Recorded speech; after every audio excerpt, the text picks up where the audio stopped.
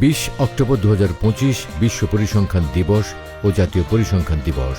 এবারের প্রতিপাদ্য driving change with quality statistics and data for everyone.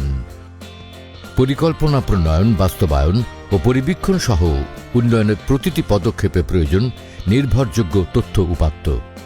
তথ্যই বলে দেয় আমরা কোথায় আছি আর কোথায় যেতে চাই। বাংলাদেশের টেকসই উন্নয়নের অগ্রযাত্রায় পরিসংখ্যানই সেই নির্ভরযোগ্য দিক নির্দেশনা। অর্থনীতি থেকে শিক্ষা, স্বাস্থ্য থেকে কৃষি, প্রতিটি পরিকল্পনার মূল ভিত্তি হল পরিসংখ্যান। বিশ্বমানের উন্নয়ন লক্ষ্যে পৌঁছাতে প্রয়োজন গুণগত, মানসম্মত ও সময়োপযোগী তথ্য উপাত্ত।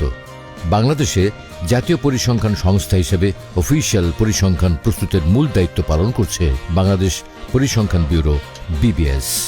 1974 সালে সরকারের বিভিন্ন মন্ত্রণালয়ের অধীনে থাকা পৃথক 4টি পরিসংখ্যান অফিসকে একীভূত করে প্রতিষ্ঠিত হয় BBS।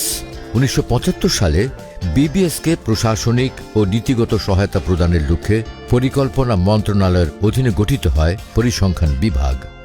2012 সালে এই বিভাগের নতুন নামকরণ করা হয় পরিসংখ্যান ও তথ্য ব্যবস্থাপনা বিভাগ।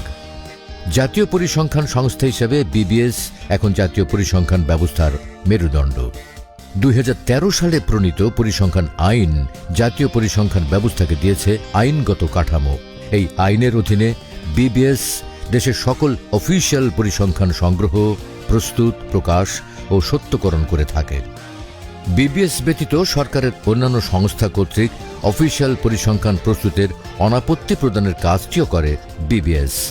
পরিসংখ্যান ও তথ্য ব্যবস্থাপনা বিভাগের সচিবের নেতৃত্বে গঠিত জাতীয় উপাত্ত সমন্বয় কমিটি সকল অফিসিয়াল পরিসংখ্যান প্রস্তুত ও প্রকাশের বিষয়টি সমন্বয় করে থাকে।